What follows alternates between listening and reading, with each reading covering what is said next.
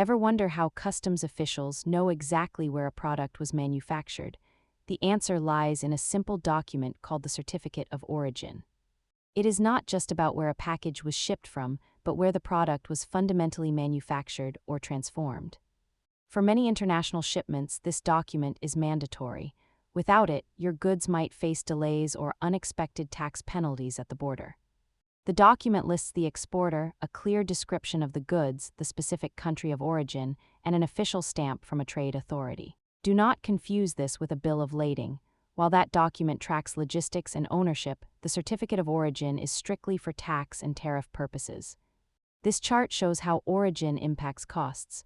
Products from free trade agreement partners often enter duty-free, while others face significant tariff rates. Think of it as your key to unlocking preferential duty rates. Always verify your manufacturer's certification status before shipping.